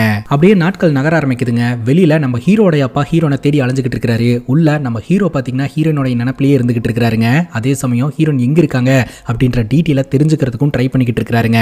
ஃபைனலி நம்ம ஹீரோட இன்ஃபார்மர் ஜெயிலுக்கு வந்து சொல்றாருங்க, ஆக்சுவலா இந்த இன்சிடென்ட்டுக்கு அப்புறம் நம்ம ஹீரோனுடைய அப்பாவும் அந்தமான் தீவுக்கு போயிட்டாங்களாம். 2 வருஷத்துக்கு முன்னாடி தான் ஹீரோனுடைய அப்பா இறந்து போனாராம். இப்போ வரைக்கும் ஹீரோன் யாரையுமே கல்யாணம் பண்ணிக்காம அந்த அந்தமான் தீவுல பார்த்தீங்கன்னா வெட்னரி டாக்டரா இருந்துட்டு இருக்காங்க அப்படின்ற தகவலுங்க. இன்னும் ஹீரோன் யாரையும் கல்யாணம் பண்ணல அப்படின்ற தகவலை கேட்டு ஹீரோ ரொம்பவே ஃபீல் பண்றாருங்க. ஹீரோனை பத்தின தகவல் தெரிஞ்ச உடனே ஹீரோ ஜெயில இருந்து வெளியில போகணும்னு நினைக்கிறாரு. ஆல்ரெடி ஒரு போலீஸ் ஆஃபீஸர் சொல்லியிருந்தார் இல்லையா, ஹீரோ மாதிரி திறமையான ஃபைட்டர்ஸ் எல்லாம் ஒரு கும்பல் ஃபாரினுக்கு அனுப்பிட்டு இருக்கு அப்படின்னு சொல்லிட்டு அவங்க கிட்ட பேசி என்ன வெளியில எடுங்க அப்படின்ற மாதிரி சொல்ல அவங்களும் நம்ம ஹீரோவை ஜெயில இருந்து வெளியில எடுக்கிறதுக்கான ஏற்பாடு பண்றாங்க. ஹீரோ பாத்தீங்கன்னா ஜெயில இருந்து தப்பிச்சு வெளியில வராருங்க. ஹீரோ உண்மையிலேயே ஃபைட்டர் தானா அப்படின்னு டெஸ்ட் பண்றதுக்காக பயங்கரமா அடியாட்களை எல்லாம் ஏவி விடுறாங்க. ஹீரோவும் பயங்கரமா சண்டை போட்டு அவங்களை எல்லாம் ஜெயிக்கிறாருங்க. அங்கதாங்க ஒரு ட்விஸ்ட். எந்த ரவுடி கும்பல் நம்ம ஹீரோவை ஃபாரினுக்கு அனுப்புறதுக்காக ஜெயில இருந்து வெளியில எடுத்தாங்களோ, தப்பிக்க வச்சாங்களோ, அந்த ரவுடி கும்பலையே போட்டு பொலவலன்னு பொழந்துட்டு அவங்க கிட்ட இருந்து ஹீரோ தப்பிச்சிடுறாருங்க. இந்த தகவல் நம்ம ஹீரோடைய அப்பாக்கு தெரிய வருது. ஹீரோடைய அப்பா பயங்கர டென்ஷன் ஆகுறாருங்க. அங்க கட் பண்ணா டாக்டர் சாப்ளின் அப்படின்ற ஒருத்தரை காட்டுறாங்க. இவர் எல்லாருக்கும் ஜோக் எல்லாம் சொல்லி எல்லாருமே சிரிக்க வைப்பாருங்க. சிரிச்சா நோய் போகும் அப்படின்ற கான்செப்டை முழுவதுமா நம்பக்கூடிய ஒரு ஆளு. அதனால இவர் அதை ஒரு சேவையாவே பண்ணிட்டு இருக்கிறாருங்க. ஸோ இந்த டாக்டர் சாப்ளினை பார்த்தீங்கன்னா நம்ம ஹீரோ டார்கெட் பண்ணி இன்ஜெக்ஷன் போட்டு கிட்னாப் பண்றாரு. கண் முழிச்சு பார்க்கும்போது ஹீரோ கண்ணு முன்னாடி உட்காந்துக்கிட்டு இருக்கிறாருங்க. உங்களுக்கும் எனக்கும் என்ன சம்பந்தம், என்ன எதுக்காக கிட்னாப் பண்ணீங்க அப்படின்ற மாதிரி டாக்டர் சாப்ளின் கேட்க அப்பதான் நம்ம ஹீரோ சொல்றாரு, ஒரு முறை பார்த்தீங்கன்னா டாக்டர் சாப்ளின் ஜெயிலுக்கு வந்திருப்பாரு ஜெயில் கைதிகளை சிரிக்க வைக்கிறதுக்காக. அப்போ நம்ம ஹீரோவை சிரிக்க வைக்கிறதுக்கு எவ்வளோ ட்ரை பண்ணுவாரு, ஆனால் ஹீரோ சிரிக்கவே மாட்டாரு. ஸோ இப்போ இவர் கடத்தினதுக்கான காரணம் என்னன்னா அந்தமான்ல இருக்கக்கூடிய மக்களை எல்லாம் சிரிக்க வச்சு அவங்களோட நோயை தீக்கிறதுக்காக ஒரு கேம்ப் ஒன்று போடுற மாதிரி ஒரு செட்டப்பை பண்ண போறாங்க. ஸோ அந்த கேம்ப்ல நம்ம ஹீரோவும் டாக்டர் மாதிரி உள்ள நுழைய போறாரு. அங்க இருக்கக்கூடிய நம்ம ஹீரோயின் கிட்ட நான் கம்ப்ளீட்டா சேஞ்ச் ஆயிட்டேன், இப்போ பாத்தியா நான் மட்டும் இல்ல அங்க இருக்கக்கூடிய நிறைய பேர்த்த என்னால் சிரிக்க வைக்க முடியுது அப்படின்றத நம்ப வச்சு ஹீரோயின் கிட்ட சேர்றது தான் ஹீரோட பிளானுங்க. ஃபைனலி இவங்க அந்தமான ரீச் பண்றாங்க. அங்க இருக்கக்கூடிய கவர்மெண்ட் கிட்ட பாத்தீங்கன்னா பெர்மிஷன் வாங்குறாங்க. ஆஹா ஹாஸ்பிட்டல் அப்படின்ற ஒரு ஹாஸ்பிட்டல்லாம் நாங்கள் இங்கே உருவாக்க போகிறோம், போகிறோம், எல்லோருக்குமே சிரிப்பு மருந்து கொடுக்க போகிறோம் அப்படின்ற மாதிரிலாம் சொல்லிட்டு அதுக்கு அப்ரூவலும் கிடைக்குது. இவங்க அந்தமான் தீவுக்குள்ளே என்டர் ஆகுறாங்க. இன்னொரு பக்கம் அந்த அரசியல் தலைவர் இருக்கிறார் இல்லையா, ஹீரோடைய அப்பாவுக்கு ஒரு கோல்டன் கையை வந்து ரெடி பண்ணி கொண்டாந்து கொடுக்குறாரு. அதுவும் அமெரிக்காவிலேருந்து இம்போர்ட் பண்ணதான். ஸோ உன்னோட இரும்பு கையை தொலைச்சிட்ட, அட்லீஸ்ட் இதையாவது உன் கூட வச்சுக்க அப்படின்னு சொல்லிட்டு கொடுக்குறாரு. அந்த செயற்கை கை வந்து சென்சார் மூலமாக ஒர்க் ஆகுங்க. நம்ம ஹீரோ அந்தமான் தீவுக்கு போகிறார் இல்லையா, அந்தமான் தீவில் ஒரு பிரச்சனை இருக்குங்க. அந்த அந்தமான் தீவில் மிராசு அப்படின்ற ஒருத்தர் இருக்கிறாருங்க. அந்த இடத்துக்கே அவர் தான் தலைவர் மாறிங்க. அவர் பார்த்தீங்கன்னா அங்கே இருக்கக்கூடிய மக்களை எல்லாம் பயங்கரமாக கொடுமைப்படுத்துவார். கேள்வி கேட்கறதுக்கு யாருமே வரமாட்டாங்க. அந்த அளவுக்கு பவர்ஃபுல்லான ஒரு ஆளுங்க. அவருடைய பொழுதுபோக்கே பார்த்தீங்கன்னா அங்கே இருக்கக்கூடிய ஏழை மக்களை எல்லாம் டார்ச்சர் பண்ணுறது தான். நம்ம ஹீரோவை ஜெயிலிருந்து தப்பிக்க வச்ச அந்த கும்பல் இருக்கிறாங்க இல்லையா, அடி வாங்கி ஹாஸ்பிட்டல் அட்மிட் ஆயிருப்பாங்க. அவங்கள மீட் பண்ணுறதுக்காக நம்ம ஹீரோடைய அப்பா போறாருங்க. அப்பதான் அந்த கும்பல் சொல்லுது, என்னுடைய பாஸ்க்கு நாங்கள் கண்டிப்பாக அவனை கண்டுபிடிச்சு ஒப்படைப்போம். ஏன்னா நாங்கள் அவனை வெளியே எடுத்தோம், பட் எங்களையே அட்டாக் பண்ணி எங்க ஈகோ டச் பண்ணிட்டான், சும்மா விட மாட்டான் அப்படின்னு சொல்ல நம்ம ஹீரோட அப்பா டென்ஷன் ஆயிடுறாரு. நம்ம 2 பேருக்குமே அவன் மேல பகை இருக்கு, நம்ம 2 பேருமே சேர்ந்து செயல்படலாம், ஆனா அவன் எனக்கு உயிரோட வேணும் அப்படின்ற மாதிரி டீல் வச்சுக்கிறாங்க. இப்போ அந்தமான் தீவுல நம்ம ஹீரோ ஜோக்கர் கிட்ட போட்டுக்கிட்டு எல்லார்கிட்டயுமே ஜோக் சொல்றாருங்க. ஆனா யாருமே சிரிக்க மாட்டேன்றாங்க. காரணம் என்னன்னா இவரோட முகத்துல கொஞ்சம் கூட சிரிப்பு இருக்காது. ஸோ இவர் ஜோக் சொல்லிக்கிட்டு இருக்கும்போதே அந்த இடத்துல யாரோ ஒருத்தங்க வராங்க. அது வேற யாரும் கிடையாது, நம்ம ஹீரோயின் தான். ஹீரோயின் வந்துட்ட பிரசன்ஸை ஹீரோனால உணர முடியுதுங்க. ஒருத்தரை பார்த்துக்கிறாங்க, 2 பேரும் எமோஷனல் ஆகுறாங்க. ஹீரோன் அந்த இடத்த விட்டு கிராஸ் பண்ணி போயிடுறாரு. ஆனால் கடைசி வரைக்கும் ஹீரோ ஜோக் சொல்லி இருக்க மாட்டாருங்க. நம்ம ஹீரோ பார்த்தீங்கன்னா ஹீரோயின் இருக்கிற இடத்த கண்டுபிடிச்சி ஃபாலோ பண்ண ஆரம்பிக்கிறாருங்க. இந்த ஒரு சூழ்நிலையில் தொடர்ந்து அந்த கிராமத்தினர்களை சிரிக்க வைக்கிறதுக்கு அந்த சாப்ளின் அப்படின்ற டாக்டர் முயற்சி பண்ணுறாரு. எல்லோருமே பார்த்தீங்கன்னா ஆர்டிஃபிஷியலாக சிரிக்கிற மாதிரி இருக்குது, ஏன் இங்கே இருக்கிறவங்களாம் இப்படி சிரிக்கிறாங்க அப்படின்ற மாதிரி கேட்க, அப்போ தான் அங்கே இருக்கிறவர் சொல்கிறாருங்க, ஆக்சுவலாக இவங்கெல்லாம் மிராசு அப்படின்றவருடைய கண்ட்ரோலில் இருந்துட்டு இருக்கிறாங்க. ஸோ அவங்க சந்தோஷமாக வாழ்க்கையில் இது வரைக்கும் சிரிச்சதே கிடையாது, அதனால தான் அவங்களுக்கு நேச்சுரலாக சிரிப்பு வர மாட்டேது அப்படின்னு சொல்கிறாங்க. ஸோ இந்த தீவில் ஏதோ ஒரு பிரச்சனை இருக்குது அப்படின்றத நம்மளால் உணர முடியுதுங்க. இப்போ நம்ம ஹீரோ பார்த்தீங்கன்னா முயலுக்கு உடம்பு சரியில்லை அப்படின்ற ஒரு காரணத்தை வச்சுக்கிட்டு ஹீரோயின் கிட்ட பேசலாம் அப்படின்ட்டு போறாரு. அங்கே போயிட்டு நான் கம்ப்ளீட்டாக சேஞ்ச் ஆகிட்டேன், முன்ன மாதிரி இல்லை, என்னை ஏற்றுக்கோ அப்படின்ற மாதிரி கேட்குறாரு. ஆனால் ஹீரோயின் பார்த்தீங்கன்னா அந்த முயலுக்கு ட்ரீட்மெண்ட் பார்த்துட்டு முயல் நல்லா தான் இருக்குது, நீங்கள் கிளம்பலாம் அப்படின்ற மாதிரி சொல்ல ஹீரோ அங்கேருந்து கிளம்புறாருங்க.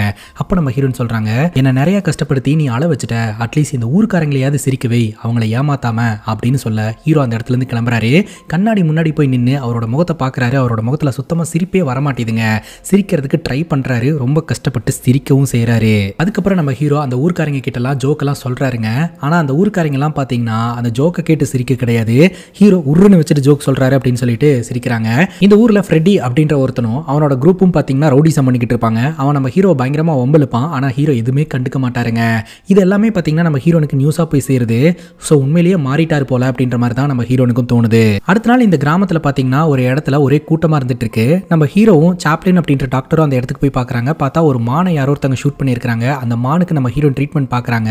ஸோ யாரோ ஒருத்தங்க ஷூட் பண்ணியிருக்காங்க, இன்னும் எத்தனை மானை இந்த மாதிரி ஷூட் பண்ணி கொல்லுவாங்க, நீங்கள் எப்போ தான் ஆக்ஷன் எடுக்க போகிறீங்க அப்படின்னு அங்கே இருக்கக்கூடிய போலீஸ் ஆஃபீஸரை கேள்வி கேட்க, அந்த கிராமத்தை சார்ந்த ஒரு லேடி சொல்லுவாங்க, இந்த ஊரில் இருக்கக்கூடிய ஜடாமுனி அப்படின்ற கோயில் இன்னும் திறக்கப்படாமல் இருந்துட்டு இருக்கு, ஸோ அதோட சாபமாக கூட இருக்கலாம், தயவு செஞ்சு அந்த கோயிலை திறக்கிறதுக்கான ஏற்பாடு பண்ணுங்க அப்படின்ற மாதிரி கேட்டுக்கிட்டு இருக்க.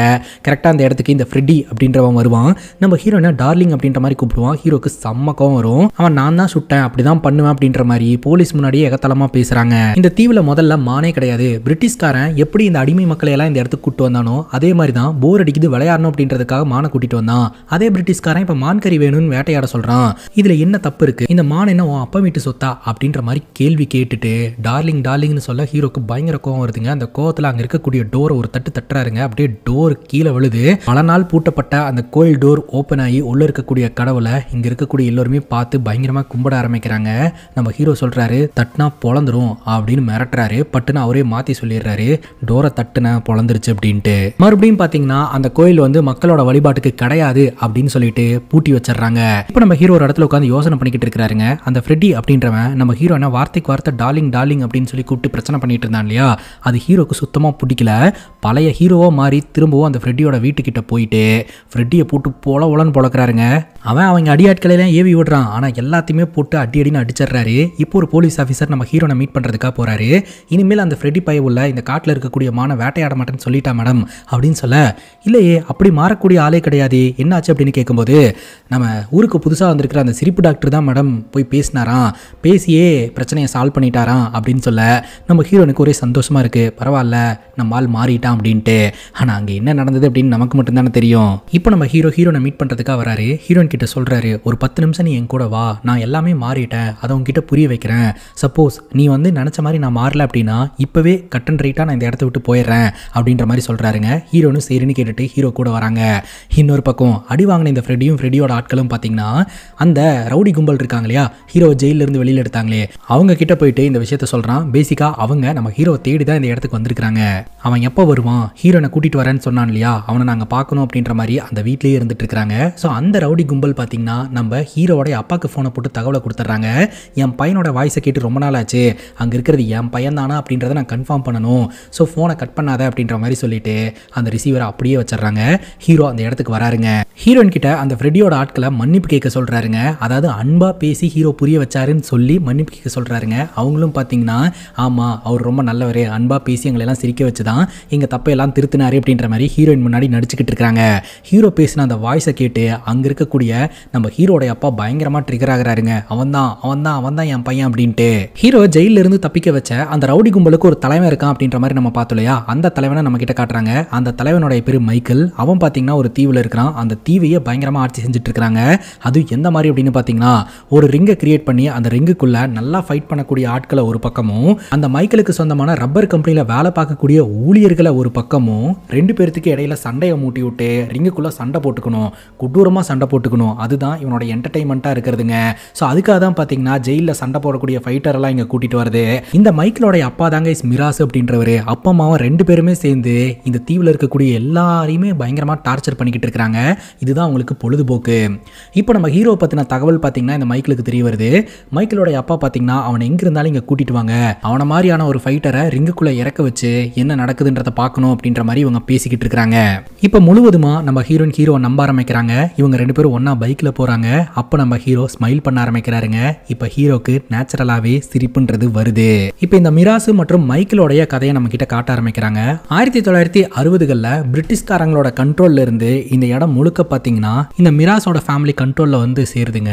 இந்த மிராசு மற்றும் மிராஸோட மகன் சேர்ந்துக்கிட்டு இங்க இருக்கக்கூடிய ஒர்க்கர்ஸ் எல்லாம் அடிமத்தனம் படுத்துறது, எல்லோருமே பயங்கரமா டார்ச்சர் பண்றது அப்படின்னு சொல்லிட்டு ரொம்பவே கஷ்டப்படுத்த ஆரம்பிச்சிருந்திருக்கிறான். அவங்களை எதிர்த்து யாராலையும் எதுவும் பண்ண முடியாது அப்படின்றதுனால போலீஸும் பெருசா இந்த இடத்துக்கு வர மாட்டாங்க. இங்க எத்தனை பேர் சாவறாங்க, எத்தனை பேர் வாழ்றாங்க அப்படின்ற எதுவுமே யாருக்கும் தெரியாதுங்க. இப்போ இந்த மைக்கேல் கண் முழிக்கிறாருங்க. ஊருக்குள்ள ஒரு ஆண் குழந்தை பிறந்திருக்கு, அதுவும் ஒரு அஸ்பீசியஸான டேல பிறந்திருக்கு அப்படின்ற தகவல் தெரிய வருது. உடனடியா அந்த ஆண் குழந்தைய வாங்கிட்டு போயிட்டு அவங்க அப்பா கிட்ட காட்டுறாருங்க. அவங்க அப்பா பாத்தீங்கன்னா ஏதோ ஒன்று சொல்றாரு.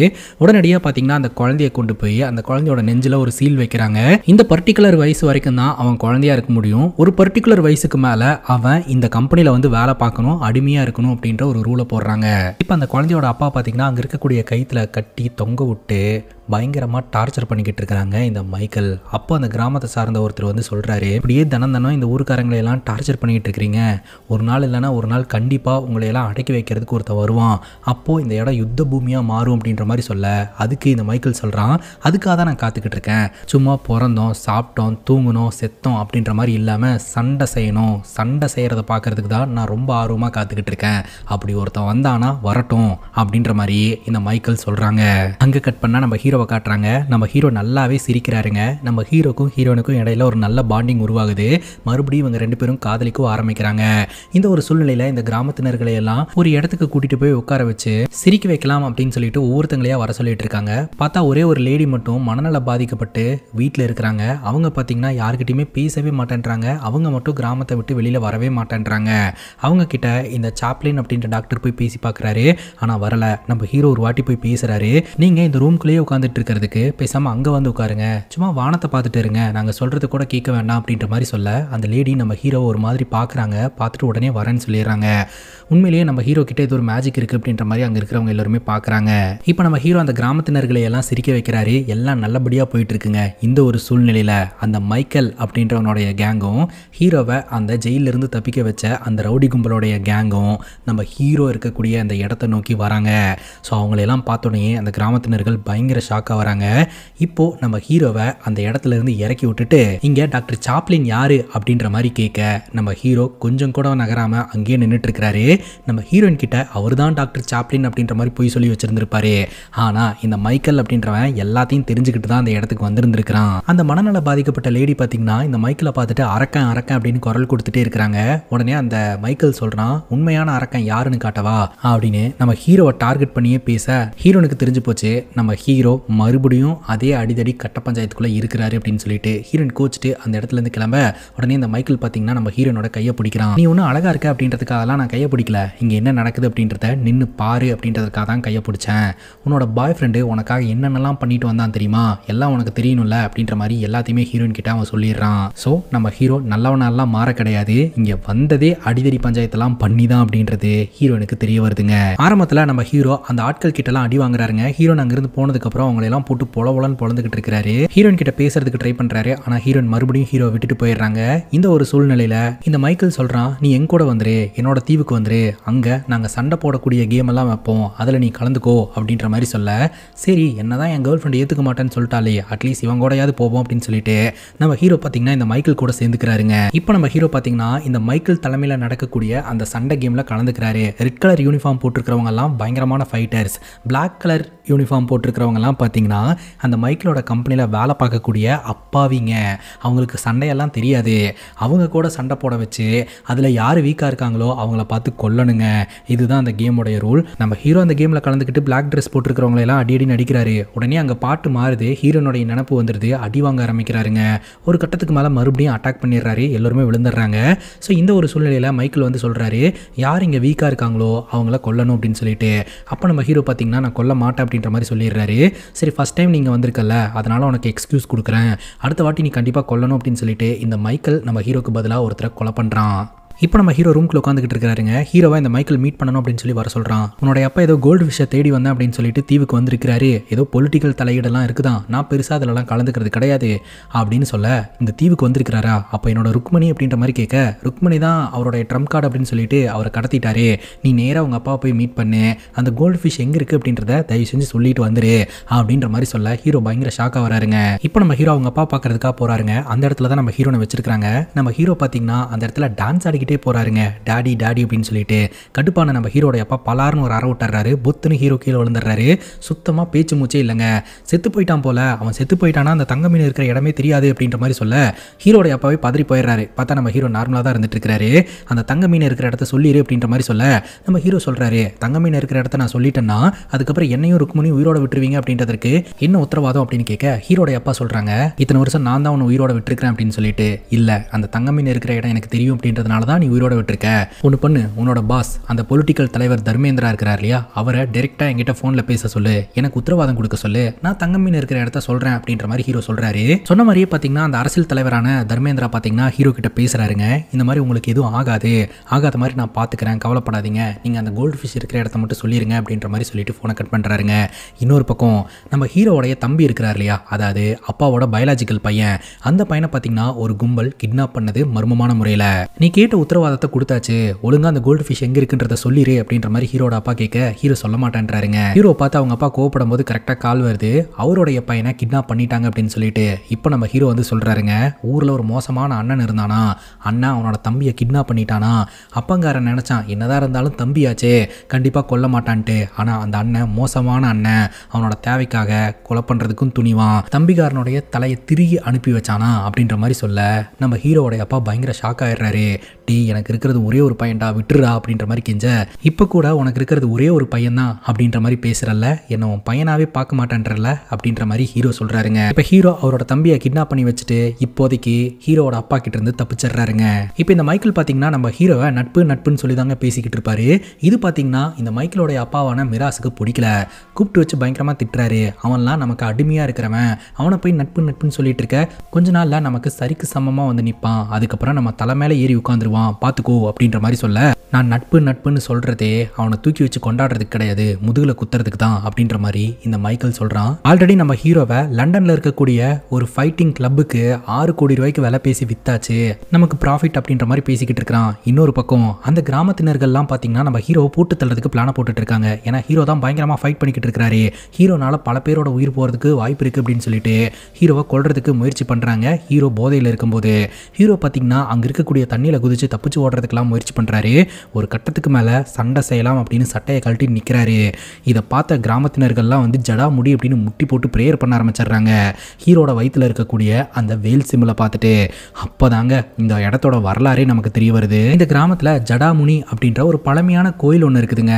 அந்த கோயிலுக்கு பார்த்தீங்கன்னா இந்த கிராமத்தினர்கள் கொஞ்சம் கொஞ்சமாக பணம் சேர்த்து வச்சு ஒரு தேர் ஒன்று ரெடி பண்ணி இருந்திருக்கிறாங்க. கூடவே ஒரு சூளத்தையும் ரெடி பண்ணி இருந்திருக்கிறாங்க. இந்த தங்க சூளத்தை மிராஸோட கையால் கடவுளுக்கு சாத்தலாம் அப்படின்னு கொண்டு வந்திருக்கிறாங்க. திருவிழாவில் ஏற்பாடு பண்ணி இருந்திருக்கிறாங்க. ஆனால் அப்போ சாமியாருக்கு சாமி வந்து கடவுளுக்கு அந்த தங்க சூளம் வேண்டாமா, இவன் பண்ணுற அநியாயத்தையெல்லாம் கண்ட்ரோல் பண்ணுறதுக்கு இந்த கிராமத்தில் ஒருத்தன் பிறந்து வருவான், அவனுடைய உடம்புல வந்துட்டு வேல் சிம்பிள் இருக்கும், அவன் இந்த ஒரு பர்டிகுலர் டேல தான் பிறப்பான் அப்படின்ற மாதிரி அந்த சாமியாடி சொல்லிடுவாருங்க. இதை பார்த்து எல்லோருமே பயங்கர ஷாக் ஆயிடுறாங்க. கடுப்பான இந்த மிராசு பார்த்தீங்கன்னா அந்த சாமியாரை பயங்கரமாக அட்டாக் பண்ணிட்டாருங்க. அந்த கோயிலும் இனிமேல் திறக்கக்கூடாது அப்படின்னு சொல்லிட்டு கோயிலை பூட்டிடுறாரு. இருந்தாலும் அந்த மிராசுக்கு ஒரு பயம் இருக்குது. அந்த சாமி சொன்ன மாதிரி அந்த டேல ஒரு ஆண் குழந்தை பிறந்து அந்த ஆண் குழந்தையோட வயிற்றில் பருத்தமாக இருக்கிறது, அவன் மேலே வந்து நம்மளை கொண்டுட்டானா என்ன பண்ணுறது அப்படின்னு சொல்லிட்டு இந்த கிராமத்தில் அந்த ஒரு பர்டிகுலர் டேல பிறக்கக்கூடிய எல்லா ஆண் குழந்தைகளையுமே தொடர்கொலை பண்ணிக்கிட்டு இருந்திருக்கிறாருங்க. அந்த டேல பிறக்கக்கூடிய ஆண் குழந்தைங்களுக்கு அந்த வயிற்றுல பர்த் மார்க் இல்லைனாலும் கொலை பண்ணிடுவாரு. சப்போஸ் தெய்வ வாக்கு எப்படி வேணாலும் பழிக்கலாம் இல்லையா, வேற மாதிரி பழிச்சிருச்சுன்னா என்ன பண்ணுறது அப்படின்னு சொல்லிட்டு இந்த நிலையில தான் இந்த கிராமத்தில் இருக்கக்கூடிய ஒரு தம்பதிக்கு ஒரு ஆண் குழந்தை ஒன்று பெண் குழந்தை ஒன்று பிறக்குது. அதே பர்டிகுலர் டேல அந்த ஆண் குழந்தையோட வயிற்றுல வந்துட்டு அந்த பர்த் மார்க் இருந்திருக்குதுங்க. ஸோ இந்த ஒரு சூழ்நிலையில் இந்த மிராஸோட ஆட்கள் பார்த்திங்கன்னா குழந்தைய செக் பண்ணுறதுக்காக வீட்டுக்கு வராங்க. ஸோ அந்த சிம்பிள் இருக்கக்கூடிய குழந்தை கண்டிப்பாக கண்ணில் பட்டுச்சுன்னா கொண்டுருவாங்கன்னு சொல்லிட்டு அங்கே இருக்கக்கூடிய புத்தர் சிலை முன்னாடி நம்ம ஹீரோடைய அப்பா இருக்கிறார் இல்லையா, அதாவது பயாலஜிக்கல் ஃபாதர், அவர் கொண்டு போய் குழந்தைய வச்சுட்டு வந்துட்டாருங்க. பெண் குழந்தை மட்டும்தான் பிறந்தது அப்படின்ற மாதிரி கணக்கு காமிச்சிருவாரு. ஸோ அங்கே இருக்கக்கூடிய சாமியார் பார்த்திங்கன்னா அந்த குழந்தைய பார்க்குறாரு, குழந்தையோட வயிற்றில் இருக்கக்கூடிய சிம்பிளையும் கவனிக்கிறாரு. இந்த குழந்தை அவங்க கண்ணில் பட்டுச்சு அப்படின்னா கொன்றுவாங்க அப்படின்னு சொல்லிட்டு அந்த சாமியார் வந்து அந்த குழந்தைய சிட்டிக்கு கொண்டு வந்துட்டாங்க. ஹீரோடைய அப்பா கம்பெனி இருக்கு இல்லையா, அந்த கம்பெனியில் ஒரு செக்யூரிட்டியாக வேலைக்கு ஜாயின் பண்ணுறாருங்க. ஸோ அங்கே அவங்களுக்குள்ள நடந்த சண்டையில் அந்த சாமியார் கொல்லப்படுறாரு. அதுக்கப்புறம் அந்த குழந்தை பார்த்தீங்கன்னா ஹீரோட அம்மா கையில் கிடச்சி அதுக்கப்புறம் இப்போ ஒரு பெரிய ஒரு ஆளாக மாறி திரும்பவும் இந்த கிராமத்துக்கு வந்திருக்கிறாருங்க. இந்த கிராமத்தினர்கள் தெய்வ வாக்கு பழிச்சிருக்கிறதா நம்புறாங்க. ஸோ அப்போ போன குழந்தை திரும்பவும் இந்த கிராமத்துக்கு வந்திருக்கு அப்படின்னா ஒவ்வொருத்தனோட பிறப்புக்கும் ஒரு காரணம் இருக்கும். ஸோ ஹீரோவோட பிறப்புக்கான காரணமே இந்த கிராமத்தில் அட்டூழியத்தை பண்ணிக்கிட்டு இருக்கக்கூடிய மைக்கேல் மற்றும் மிராசுவோட கதையை முடிக்கிறது அப்படின்ற மாதிரி கிராமத்தினர்கள் சொல்கிறாங்க. அது மட்டும் இல்லாமல் நம்ம ஹீரோ குழந்தையாக இருக்கும் போதே இந்த கிராமத்தை விட்டு போயிட்டாரு அப்படின்னு சொல்லிட்டு அவங்க அம்மா மனநல பாதிக்கப்பட்டுட்டாங்க. ஸோ அந்த அம்மா வேற யாரும் கிடையாது, நம்ம ஹீரோ ஒரு முறை வீட்டில் போயிட்டு பேசினார் இல்லையா, நீங்கள் உள்ளேயே உட்காந்துட்டு இருக்காம வெளியில் வந்து வானத்தையாவது பாருங்க அப்படின்னு சொல்லிட்டு அவங்க தான் பார்த்தீங்கன்னா நம்ம ஹீரோடைய பயாலஜிக்கல் மதர். ஸோ ஹீரோடைய பயாலஜிக்கல் மதர் மற்றும் ஃபாதர் இன்னும் உயிரோட தான் இருக்கிறாங்க. இப்போ நம்ம ஹீரோ இந்த அரசியல் தலைவர்கிட்ட போயிட்டு உட்கார்றாருங்க. என்னால் என் பையனை பிடிக்க முடியல, ஆனால் அவன் அந்த தீவுக்குள்ளே தான் இருக்கிறான் அப்படின்னு சொல்லிட்டு, உனக்கு எத்தனை பேர் வேணுமோ என்ன வேணுமோ எடுத்துக்கோ, ஆட்சி நம்மளது தான், அந்த தீவையே அழிக்கிறதுனா கூட அழிச்சுக்கோ அப்படின்ற மாதிரி அதிகாரத்தை கொடுக்க உடனடியாக நம்ம ஹீரோடைய அப்பா அந்த தீவை நோக்கி வந்துகிட்டு இருக்கிறாருங்க. இப்போ நம்ம ஹீரோ எல்லா உண்மையும் தெரிஞ்சுக்கிட்டு ஹீரோ அந்த தீவு மக்களுக்காக நிற்கிறாருங்க. இப்போ மைக்கேல் நடத்தக்கூடிய அந்த சண்டை போட்டிக்குள்ளே கலந்துக்கிறதுக்காக ஹீரோ போகிறாருங்க. ஸோ ஃபைட்டர்ஸ் ஒரு பக்கமும் இந்த கிராமத்தினர்கள் மறுபக்கமும் இருப்பாங்க. அப்போ நம்ம ஹீரோ பார்த்தீங்கன்னா இதுக்கு முன்னாடி இந்த மாதிரி ஒரு கேம் தானே விளாண்டோம், எனக்கு போர் அடிச்சு போச்சு, இப்போ நான் என்ன பண்ணுறேன்னா இந்த கிராமத்தினர்களை எல்லாம் வெளியே அனுப்பிடுறேன், இந்த ஃபைட்டர்ஸுக்கு எதிராக நான் ஒரு ஆளாக நின்று சண்டை போட போகிறேன் அப்படின்ற மாதிரி சொல்ல இந்த கேம் நல்லா இன்ட்ரெஸ்டிங்காக இருக்குது அப்படின்னு சொல்லிட்டு ஹீரோவை சண்டை போட சொல்கிறாங்க. ஹீரோ எல்லாரையுமே போட்டு பொலவலான்னு பொழக்கிறாருங்க. அதுக்கப்புறம் இந்த கேமுக்குன்னு ஒரு ரூல் இருக்கு இல்லையா, அதுதான் ரொம்ப வீக்கான ஒரு ஆளை கொல்லணும் அப்படின்றது. ஸோ நம்ம ஹீரோ பார்த்தீங்கன்னா நான் 2 பேர்த்த கொல்ல போகிறேன் அப்படின்ற மாதிரி சொல்கிறாரு. 2 பேரா யார் அப்படின்ற மாதிரி கேட்க உன்னையும் உங்கள் ஒப்பனையும் அப்படின்ற மாதிரி சொல்கிறாருங்க.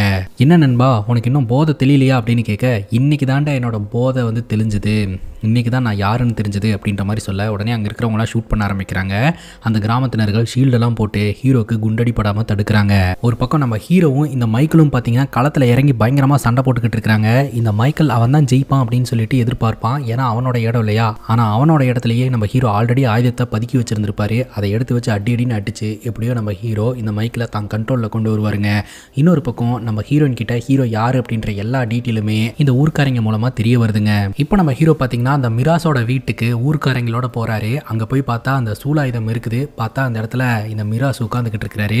கண்ணை காட்டி மிரட்டுறாரு. ஒரு கட்டத்துக்கு மேலே நம்மளை போட்டுருவாங்கன்னு தெரிஞ்சு அவங்க கையால் நம்ம ஏன் சாகணும், நம்மளே செத்துக்கலாம் அப்படின்னு சொல்லிட்டு அவரே ஷூட் பண்ணி இறந்து போயிடுறாருங்க. ஹீரோ அந்த சூலாயுதத்தை தூக்கிட்டு வெளியில் வராரு. இந்த ஊருக்காரங்கெல்லாம் ஹீரோவை சாமியாக பார்க்குறாங்க. இப்போ நம்ம ஹீரோன் அந்த இடத்துக்கு வராங்க. ஹீரோயின் கிட்ட இவங்க தான் என்னுடைய அம்மா, இவங்க தான் என்னுடைய அப்பா அப்படின்னு சொல்லி இன்ட்ரோ பண்ணி வைக்கிறாரு. ஹீரோனுக்கு என்ன பேசுறதுனே தெரியல. 2 பேரும் ஹக் பண்ணிக்கிறாங்க, ஒன்று சேர்ந்துடுறாங்க. இன்னொரு பக்கம் நம்ம ஹீரோடைய அப்பா ஆளுங்க இந்த தீவுக்கு வராங்க. வந்து பார்த்தா இந்த தீவோட சென்டரில், அதாவது அவனோட கிளப்லேயே பார்த்தீங்கன்னா இந்த மைக்கில் தொங்க விட்டு போயிருந்திருப்பாரு. இந்த மைக்கிள் கிட்ட நம்ம ஹீரோ எங்கே அப்படின்னு விசாரிச்சுக்கிட்டு இருக்கும்போது இந்த மைக்கிள் வந்து சொல்லுவான், என்னை கொன்றாதீங்க, ஹீரோ இந்த தங்க மீனை எங்கே மறைச்சி வச்சிருக்கிறேன் அப்படின்ற டீட்டெயிலை நண்பன்ற முறையில் என்கிட்ட சொல்லிட்டான் அப்படின்ற மாதிரி சொல்ல, எவ்வளோ வருஷமாக நான் கிட்ட அலைஞ்சிக்கிட்டு இருக்கேன், என்கிட்ட சொல்லாமல் உங்ககிட்ட சொல்லியிருக்கிறானா, வா அந்த இடத்த காட்டு அப்படின்னு சொல்லிட்டு இவங்க எல்லோருமே அங்கேருந்து கிளம்புறாங்க. இப்போ நம்ம ஹீரோ பார்த்தீங்கன்னா ஜடாமுனி அப்படின்ற அந்த ஊரில் இருக்கக்கூடிய கோயிலில் போய் சூலாயுதத்தை கொடுக்குறாரு. கடவுளும் ஏற்றுக்கிறாங்க. ஹீரோ வெளியில் வந்து ஹீரோயின் கிட்ட, நான் இனிமேல் சண்டை செய்ய மாட்டேன், யாரையுமே அடிக்க மாட்டேன், நான் அடித்ததற்கான தேவை பர்போஸ் எல்லாமே நான் தெரிஞ்சுக்கிட்டேன், எல்லாத்தையுமே சரி பண்ணிட்டேன், இனிமேல் சண்டை செய்யறதுக்கு காரணமே கிடையாது அப்படின்ற மாதிரி சொல்லிக்கிட்டு இருக்கிறாருங்க. அந்த நேரம் பார்த்து அந்த இடத்துக்கு மைக்கேல் மற்றும் நம்ம ஹீரோடைய அப்பா டீம் வந்துடுறாங்க. ஆனால் அப்போ தான் தாறுமாறான ஒரு ட்விஸ்ட்டுங்க. இந்த கிராமத்தினர்கள் கிட்டலாம் பார்த்தீங்கன்னா கையில் ஒரு ராக்கெட் லான்ச்சரை வச்சு நின்றுட்டு இருக்கிறாங்க. அதை பார்த்து எல்லோருமே மிரண்டு போயிடுறாங்க. அப்போ தான் தாறுமாறான ஒரு ட்விஸ்ட்டே வைக்கிறாங்க. தங்க மீன் இவங்க பேசிக்கிட்டு இருந்தாங்க இல்லையா, அது வந்து தங்கமோ இல்லை பணமோ கிடையாதுங்க, ஆர்மி பயன்படுத்தக்கூடிய இந்த ராக்கெட் லான்ச்சர்ஸ் தான். இந்த ராக்கெட் லான்ச்சர்ஸ் பார்த்தீங்கன்னா விலை மதிப்புள்ள பொருட்கள் தான். இதை வந்து தீவிரவாதத்துக்கு பயன்படுத்துவாங்க. அந்த அரசியல் தலைவர் பார்த்தீங்கன்னா அதுக்காக தான் இதை வந்து ஆஸ்திரேலியாவில் கொடுக்க சொல்லியிருந்திருக்கிறாருங்க. ஸோ இதனால நிறைய பேரழிவு ஏற்படும் அப்படின்னு சொல்லிட்டு தான் நம்ம ஹீரோ அதை கடத்தி இந்த தீவில் ஒளிச்சு வச்சிருந்திருக்கிறாரு. ஸோ ஃபைனலி இந்த தீவு மக்கள் கையில் கொடுத்து, கிட்ட வந்தீங்கன்னா இதை லான்ச் பண்ணியே கொண்டுருவோம் அப்படின்ற மாதிரி மிரட்டுறாங்க. சாம்பிளுக்கு நம்ம ஹீரோவோட பயாலஜிக்கல் மதர் இருக்கிறாங்க இல்லையா, அவங்க பார்த்தீங்கன்னா லான்ச் பண்ணுறாங்க. ஒன்று போய் விட்டுச்சு பயங்கரமாக செதறது. அதை பார்த்து இவங்க மிரண்டு போயிடுறாங்க. அவங்க பயங்கரமாக சிரிக்கிறத பார்த்துட்டு அங்கே இருக்கக்கூடிய எல்லோருமே சிரிக்கிறாங்க. ஸோ அந்த கிராமத்தினர்களும் நம்ம ஹீரோவும் வியோடாக சிரிக்கிறத பார்த்துட்டு நம்ம ஹீரோவோடைய அப்பாவும் இந்த மைக்கேலும் அப்படியே முட்டி போட்டு சரண்டர் ஆகிறாங்க. ஆரம்பத்தில் கேரளாவில் இருக்கக்கூடிய கோயிலில் பாண்டிய மன்னர்களால் பரிசளிக்கப்பட்ட நகைகள்லாம் கொல்ல போயிடுச்சு அப்படின்ற மாதிரி ஒரு நியூஸ் பார்த்தோம் இல்லையா, அந்த நியூஸை மைக்கேலும் பார்த்துருக்கிறான். மைக்கேலும் என்ன நினச்சிட்டு இருந்தானா தங்கத்தை தான் ஹீரோ கடத்திட்டு வந்திருக்கிறாருன்ட்டு. இப்போ மறண்டு போயிட்டாரு, சரண்டரும் ஆயிட்டாரு. இப்போ நம்ம ஹீரோனுக்கு திருமணம் பண்ணலாம் அப்படின்னு சொல்லிட்டு இந்த கிராமத்தினர்கள் ஏற்பாடு பண்ணுறாங்க. ஹீரோடைய அப்பா கையாலேயே தாலி எடுத்து தர சொல்ல ஹீரோடைய அப்பாவும் தாலி எடுத்து கொடுக்குறாருங்க. எல்லோரும் உருன்னு இருக்கிறாங்க. ஹீரோ சொல்கிறாரு, நான் சிரிச்சா மட்டும்தான் தாலி கட்டுவேன்ட்டு. யாரும் சிரிக்கவே இல்லை. அப்போ நம்ம ஹீரோ பார்த்தீங்கன்னா அந்த சாப்ளின் அப்படின்ற டாக்டர் கிட்ட நேற்று ஒரு ஜோக் பண்ணமே, அந்த ஜோக்கை சொல்லிடுங்க அப்படின்ற மாதிரி சொல்ல அவர் சொல்கிறாருங்க, நேற்று நீங்கள் ராக்கெட் லான்ச்சர்ஸை பார்த்து பயங்கரமாக மிரண்டு போனீங்க இல்லையா, ஆக்சுவலாக அத்தனை ராக்கெட் லான்ச்சர்ஸில் எதுவுமே வேலை செய்யலை, ஒன்று மட்டும்தான் வேலை செஞ்சது, அதுவும் அவங்க அம்மா கையில் இருந்த ராக்கெட் லான்ச்சர்ஸ். நீங்கள் எதை பார்த்து பயந்தீங்க தெரியுமா, நாங்கள் சிரிக்கிறத பார்த்து. இந்த உலகத்திலேயே மிகப்பெரிய ஆயுதம் ஒருத்தனுடைய சிரிப்பு அப்படின்னு சொல்ல இவங்களே நம்ம ஏமாந்து போயிட்டோம் அப்படின்ட்டு சிரிக்க ஆரம்பிக்கிறாங்க. அதுக்கப்புறம் இந்த தங்க மீனுக்கு பின்னாடி இருக்கக்கூடிய உண்மை தெரிய வருதுங்க. கோல்டு ஃபிஷ் அப்படின்றது அந்த ராக்கெட் லான்ச்சரோடைய பேருங்க. இந்தியன் ஆர்மி கிட்ட இருக்கக்கூடிய ராக்கெட் லான்ச்சர் அது. முதல் உலக போறப்போ இந்தியா கிட்ட இருந்து பாத்தீங்கன்னா இந்த ராக்கெட் லான்ச்சர் கடத்தப்பட்டு ஒரு இடத்துல சீக்கிரட்டா வைக்கப்பட்டிருந்திருக்குது. இப்போ பிரசன்ட்ல இருக்கக்கூடிய இந்த அரசியல் தலைவர் என்ன பண்ணியிருக்கிறாருன்னா அந்த ராக்கெட் லான்ச்சரை ஆப்பிரிக்காக்கு அனுப்பி வச்சு தீவிரவாதத்தை டெவலப் பண்ணலான்னு பிளான் பண்ணியிருந்திருக்கிறாரு. அதை நம்ம ஹீரோடைய அப்பா மூலமா செயல்படுத்தி இருந்திருக்கிறாரு. ஸோ இது வரைக்கும் பணத்துக்காக நம்ம ஏகப்பட்ட கிரைமை பண்ணியிருக்கோம். இது வந்து அப்பாவி மக்கள் பாதிக்கப்படக்கூடிய பிரச்சனை. அதனால இது ஹீரோட அப்பா பண்ணக்கூடாதுன்னு சொல்லிட்டு தான் நம்ம ஹீரோ அந்த கண்டெய்னரையே கிட்னாப் பண்ணியிருப்பாருங்க. இப்போ ஹீரோ மூலமா எல்லா உண்மையுமே வெளியில வந்து இப்போ நம்ம ஹீரோடைய அப்பாவும் அந்த அரசியல் தலைவரும் கைது செய்யப்படுறாரு. இத்தோட இந்த படம் முடியுதுங்க. இந்த படத்தை பத்தி நீங்க என்ன நினைக்கிறீங்க அப்படின்னு உங்களோட கருத்தை கமெண்ட் செக்ஷன்ல பதிவு பண்ணுங்க. அண்ட் இதே மாதிரி வேற எதனா படத்தை பத்தி பேசணும் அப்படின்னாலும் படத்தோட பேரை கமெண்ட் செக்ஷன்ல சொல்லுங்க. இதே மாதிரி வேற ஒரு நல்ல வீடியோல வந்து சந்திக்கிறேன். Love you guys. Take care and cheers.